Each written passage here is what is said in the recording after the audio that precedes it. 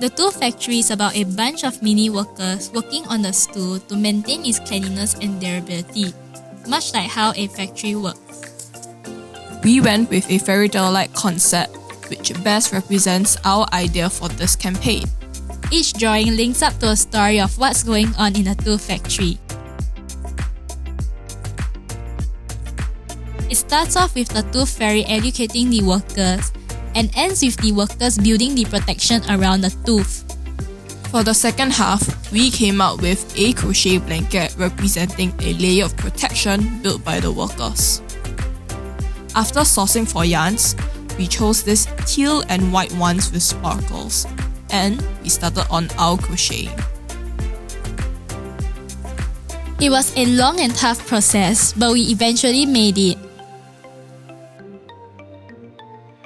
Ultimately, we are happy with the final outcome, and it was definitely worth the time and effort.